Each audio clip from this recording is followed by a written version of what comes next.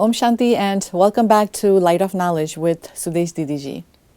In our previous episode, we talked about forgiving and letting go. And we will continue our discussion in this episode as well. So let's all welcome Sudesh Didiji. Om Shanti and welcome back. Om Shanti. Didiji, we had such a beautiful discussion last time in our previous episode, and there is, a lot more questions that we can cover on this topic. Forgiving and letting go, should I or should I not? Mm-hmm. The second question is very pertinent because there is so much pain inside, and we are always blaming the other person for our pain and for the hurt. And we feel he or she has hurt me. Why should I forgive? So could you please tell us, why should I forgive? Yeah. This question, why should I forgive? Mm-hmm. Why should I not? Okay. Because I am suffering. Uh-huh. Other person is not suffering. No. So if I really want to be free from pain, I should forgive. But somehow it is very hard because I understand what you're saying, like I want to be free from pain, but I feel that when the other person changes himself or herself, that's when I'll stop being in pain. Yeah. So because I have expectation that other person should change their behavior, other person should ask forgiveness, they should ask forgiveness, and then I forgive. So actually the reason that other person had caused me pain was the same problem which now I want to create for myself. Okay. What was the problem? That other person criticized me, spoke wrong things about me, gossiped, whatever, or insulted me in front of others. So egocentric person, have so much ego. So now when I say that he should or she should ask forgiveness, and then I will forgive him. That's what we say. So that's what I'm saying. So it means that I am not solving the problem. Okay. That person has said because of ego, and I have not, instead of focusing on finishing their ego, I have to actually increase my self-respect. Okay. When I maintain my self-respect, that ego will go down. Self-respect is greatness. Ego is not greatness. Ego is very forceful. Ego is actually, in other words, it doesn't look nice, but it's internally is beggar. Because it wants position, it wants respect, praise, no comparison to be very high. But self-respect is greatness which automatically puts people in front of others with respect. Respect actually means respecting my own values. When ego is there, the first thing is I start rejecting, disrespecting others, not valuing others' value. And so it means that I am not developing the good quality that if I'm expecting that other person should be humble. Then what about me? Yeah, what about me? If I cannot teach others without me being humble. That is so true. Yeah, and humility does not mean that I become doormat. Or people can take the advantage of that. That's a very common statement people use all the time, like, why should I be the doormat? But it is not. It is not that I have to tolerate, I have to suffer. No, I have my self-respect. I love my happiness. I love my specialities, which might be the other person has not accepted or not recognized or is not ready because he or she would feel that perhaps their value will decrease. But if I have realization that my quality, which it was right, I did something good, another person did not value it, that's why, because and then spoke wrong things about me, and so I will not forgive him because they did wrong thing. it means that I don't trust my value. Right. I did not actually trust the quality work that I did was quality, how other person valued. Right. I valued according to that I don't want to accept, and I don't actually maintain my quality which I have. Right. So it means that it is a double loss, no? Right. See, if I have a diamond shop, Mm-hmm. diamond merchant, I'm a diamond merchant, or a nice shop is there. I know which diamonds are valuable, which are real, which is good quality. Yes. 20 people came at my shop. I know some of them did not come to buy, but they look at it, they are interested, and they wanted to know that what kind of quality diamond are, or perhaps learn something, want to do, train them, educate them, whatever, doesn't matter what their motive was. And so, some person said, yeah, this is not the real diamond. It does not have that value what you are talking about. Now, that person has not valued the diamond. Okay. Would I throw my diamond away? No, because I know the value of that diamond. I know the value of it, so Yes. I don't have, if other person is not valuing, Right. I would not devalue myself. Okay. So I have a good quality. I did with honesty, I did with true love, Okay. I did with true respect, whatever I wanted to be done at that, what it was needed to be done. Right. Another person is comparing me with others or not understanding my pure wish or my pure feeling. Right. It does not mean that I have to devalue my value. Right. But how do I bring myself, because a lot of times we don't have what it takes. Yeah. I mean, what you're telling is making, perfect sense, and this is where I need to be. But a lot of times I don't have that energy, or I don't have that knowledge. Well, I won't say I don't have that knowledge, because now you're giving us the knowledge. But I don't have that energy to bring myself up to that situation. Yeah, it is just like, because that means that I am looking for something temporary, which is not coming from the heart. Okay. And something which is only superficial would not bring happiness to me either. Okay. It will not, the people will immediately recognize, because it's only to cool down me, only to appreciate, only to praise me, but real not, because I am also observing whatever I am asking for. Right. It's not the coming from the heart of the person. Okay. So I need to create self-respect in me. Okay. I am not a beggar. Okay. Respect is never asked.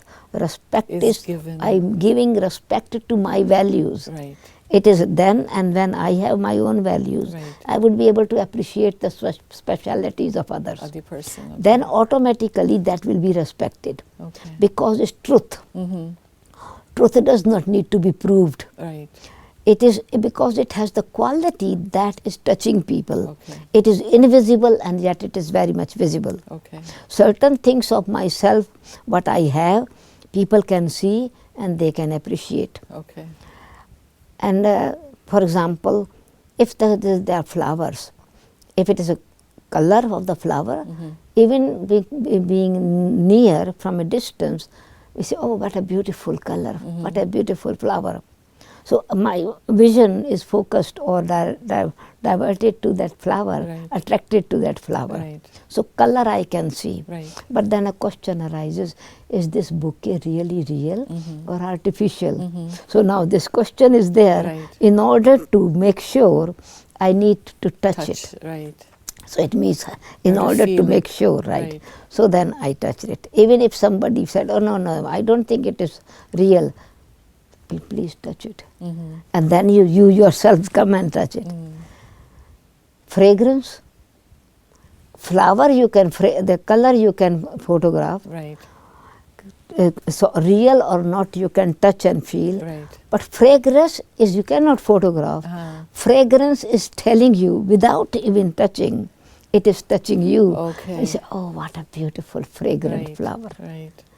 So this is what is reality that touches automatically. Okay. A very nice example. Yeah. And so when something is a mixed, then a question arises. But when it is a real, doesn't matter even maybe other person say, oh, I don't feel any fear. Please take the flower away.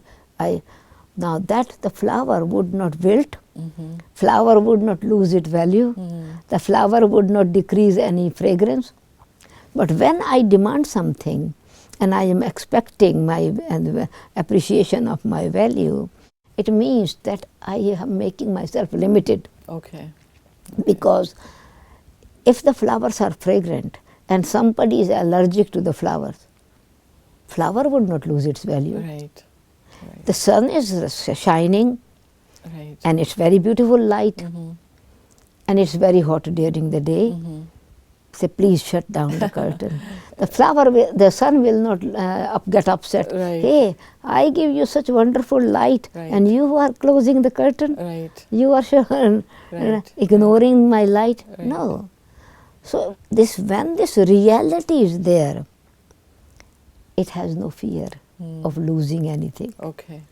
This is a very, very poignant statement. You know, when you have that reality, there is no fear of losing. Because I believe... and you don't want any appreciation, it will come automatically. You don't have any expectations of that, because it's real. People will get it. Yes, might be perhaps some are allergic to it and they would not. Doesn't matter. Why should I be dependent on that? When you talk about forgiveness and letting go, which one comes first? I mean, do you have to forgive to be able to let go, or do you let go to be able to forgive? No, first it is just let go, because it is not benefit. So it means let go of the impact of which is causing me sorrow. Okay. I become relaxed about it, not holding on to. Okay. Let go, it is not that the whatever had happened, that was there, but that impact is hurting me. Okay. That is causing me pain, and I don't want to let go the face of the person. The words are finished, but their face, their environment, the influence, let go the influence. Okay. Because if I don't let go, the pain will remain. Yes. So I want to let go something which I am holding on to. Okay. Like you said... I am holding on to, and that I have to let go. Exactly like you said, you know, letting go is important, because we create that scenario in our mind over and over. Like you said, the energy, the negative energy that came with it, that person's face and how I felt at that time. So once I realize all of this is bad for me and I let it go, then it will be easier to forgive? Of course. Okay. Because forgiveness actually in reality is I want to give something to myself which I have lost. Okay. I have lost my self-respect. Right. I have lost my happiness. Right. I love my happiness. I want to give respect to my happiness. I want to give respect to my values. I want to give respect to what how the truth that I have. Okay. If others don't respect, why should I get upset? Okay. I forgive myself first. I am forgiving them, not to forgive because they would might be not even believe that I am forgiving. Right? But I am giving for my own self. Letting go for my own self. So it is forgiving. I am giving something powerful. I am doing favor to myself. That is forgiving. Yes, forgiving. I'll remember that now. I am doing favor to myself. So that I want to liberate myself. I want to free and giving respect to my values. That is giving for myself as well as for others, because then I don't have hate. I don't develop bad feeling for them. I don't create the negative tendency. Otherwise, I am causing harm to myself. I'm giving beforehand value to myself, which has not developed yet, but I will develop it. Speaking of harm, there can be harm on the physical level too, obviously. You know, it's going to bring a lot of illness and everything. Does meditation play any role in this, all that we've discussed so far? How does meditation come into the picture? Yeah, it's because this is what in early days I was speaking in the previous conversation. The doctor conversation with this woman. It was the values of my own self. Meditation is being connected with your own values. And so when you are focusing on your own values, these are the values of the soul. all these demands, expectations, comparison, criticism, see, criticism, comment, competition, comparison. All C's, yeah. See. Right. Then, and I forget to see myself. Oh. I begin to see others. Yeah. And then I forget myself because I begin to see the body, I begin to see their action, I begin to see their reaction. So the extrovertness and meditation is introspection. Turn within, see your inner beauty, see your inner specialities, appreciate your qualities. See that this man, you start with this conversation, Om Shanti. Om means I am, and Shanti means peace. I am a peaceful soul. I love my peace. So in this way, meditation creates positive energy. And so when you are creating positive energy, automatically it is just when the light is on, the darkness is gone. Disappears, yeah. Light never fights with the darkness.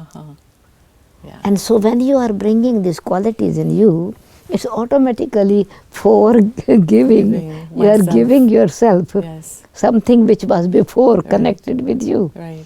And then you are letting go the influence of others. Right. So this is also meditation, is realizing my original self, pure being. And so again and again in that situation, reminding myself, I am a pure and peaceful soul. I am a loving being. I love my qualities. I love to sustain them. Love means sustain them. Love means protect them. I want to protect my qualities. I want to enhance them. And with that, automatically, I will have power to not fight with the weakness of others, but transform. It's very nice, but influence. Right. I think the bottom line is the realization that I'm doing this for myself, and maybe I can help the other person too. Yeah, automatically I will help them, because my resentment, my hatred, my rejection, my criticism, this will not be anymore. So friendship and relationship will come, and that will help that person. That sorry, I did not realize that I had hurt you. I did not have with that. Then they will say, but if I still want to prove that you were wrong, then that person would not accept either. So this humility and self-respect creates respect in others also. You know, I have a friend, and no matter how much I tell her about this, she's just not willing to accept. I mean, over and over, if I talk to her and say, okay, let it go, forgive, there are some people who are just not able to come to that situation. No, but the reason, because the pain is there and expectations are there that who has caused pain, that person is responsible. And so why should I be? But I have to, again, that person is responsible. But I need to have the ability to respond how the negative things were there. So I have to be positive then. Okay, that person has not power, could not control himself, spoke wrong things. But I should not, if it is wrong and if it's dirty, I should keep myself, my respect, my coolness and my happiness within me. Somebody said, but that person did so bad thing. It was so dirty. Then, okay, it was dirty. It was so bad. And when was it told? 10 years ago. 10 years ago. 10 years ago it was a dirty thing, and where are you keeping it? It's sitting in my heart. Is my heart a dustbin? Yeah, that's if I keep this dustbin, the dirt in, certainly insects will grow. And so then sickness will cause. So I am actually not respecting myself, and I am asking respect from others. That's right. So when I understand that I love my peace, I love my happiness, I love my self-respect, automatically the power will increase and you will let go. That's right. It is inferiority complex that complex. Okay. That person feels that because I want how other people will think. It's not that how I am thinking, how other people will think about me, whether they are thinking or not. I am thinking something which they are not even thinking. Because, many times I hear this statement too, like especially between spouses. Like, for example, the husband or the wife may say, I am so well liked by everyone, my friends and my family, my co-workers, but it's only my spouse who doesn't respect me, who doesn't like me. So is that any kind of particular interaction? It's again actually because there it is not everyday, day-to-day interaction, and so you don't know the real personality of each other. There you are only for a short time. So real thing comes of sanskaras, clash, comes when you are connected with each other. Another aspect is when temporarily you are dealing with someone, you let go. You say, okay, it's all right, because you want to be nice. And here you are a real person, you want it to be not nice, you want other person to be nice.